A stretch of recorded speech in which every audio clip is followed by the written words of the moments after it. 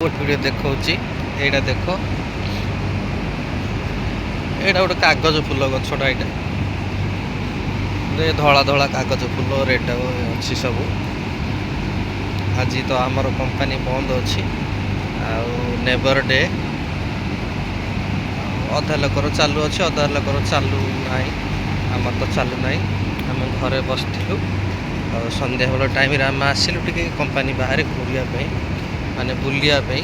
ମୋର ବଙ୍ଗାଳୀ ହେଇଯାଉଛି ବଙ୍ଗାଳୀ ଲୋକ କହନ୍ତି ଘୂରିବା ପାଇଁ ଆମେ କହୁଛେ ଚାଲ ବୁଲିବା ପାଇଁ। ଏ ଦେଖ ସବୁ ଲାଇନ୍ ଲାଇନ୍ ମାନେ ସେ ଯେଉଁ ବଡ଼ ବଡ଼ ଲାଇନ୍ ଅଛି ନା ଏ ଲାଇନ୍ଟାରେ ସେପଟକୁ ଯିବା ଆସିବା କରିବା ପାଇଁ ମାନେ ଗାଡ଼ି ଆସିଥିଲେ ଏପଟେ ଯିବ ସେପଟେ ଯିବ। ଆଉ ଛୋଟ ଛୋଟ ଯେଉଁ ଲାଇନ୍ ଯାକ ଅଛି ଲାଇନ୍ ଯେଉଁ ପାଦ ଚିହ୍ନ ଅଛି ଏ ପାଦ ଚିହ୍ନରେ ଲୋକମାନେ ଯିବା ଆସିବା କରିବେ।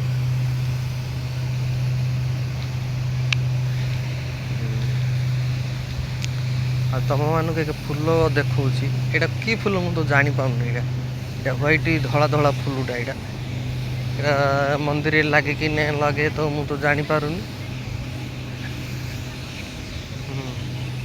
ଏଇଟା କି ଫୁଲଟା ମୁଁ ତ କହିପାରିବିନି। ତମେ ମାନେ ଜାଣିଥିଲି ତ କୁହ। ଏଇଟା ମନ୍ଦିରରେ ଲାଗେ କି ନ ଲାଗେ ମୁଁ ତ ଶିବରାତ୍ରିରେ ତ ଏଇଟା ଚଢ଼େଇଦିଏ।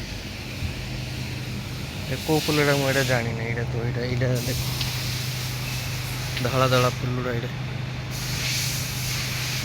ବହୁତ ଫୁଲ ଏଇଟା ତ କିଏ ଲିଏ ନାହିଁ ମନ୍ଦିରରେ କମ୍ପାନୀ ଭିତରେ ତ କେଉଁଠି ଲିଏ ନାହିଁ ଟାଇମ୍ ନାହିଁ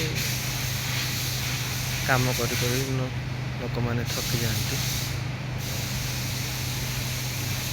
ଦେଖ ଚାରି ତରଫ ଚାରିକାନି ଯାକ ଦେଖାଉଛି କେତେ ସୁନ୍ଦର ସୁନ୍ଦର ଫୁଲ। ଦେଖିବା ପାଇଁ ତ ଗଛଟା ଭଲ ଲାଗେ କିନ୍ତୁ ଏଇଠି ସାପ ସୁପା ନାହିଁ। ଦେଖ ଏଇଠି ଗୋଟେ ହେଲେ ସାପ ନାହିଁ କିଛି ନା ବହୁତ ଖାଲି ଫୁଲରେ ଭରା ଅଛି ଗଛଟା ଖାଲି ଫୁଲରେ।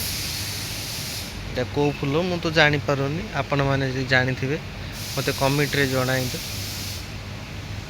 ଆଉ ମନ୍ଦିରରେ ଲାଗେ କି ନ ଲାଗେ ମହାଦେବ ପାଖରେ ମୁଁ ତ ମହାଦେବକୁ ଚଢ଼ାଇ ଦିଏ।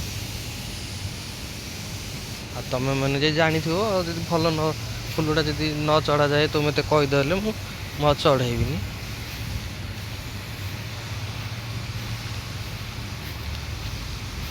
ଆମେ ଯିବୁ ଥୋଡ଼ା ଦୋକାନ ଯେଉଁ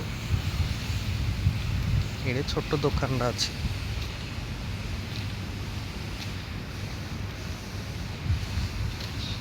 ଯାହାକୁ ଭଲ ଲାଗିବ ଭିଡ଼ିଓଟା ସେୟାର କରିବ ଆଉ ଟିକେ କମେଣ୍ଟରେ ଜଣାଇବ। ମୋତେ ତ ସେତେ କିଛି ଜଣା ନାହିଁ।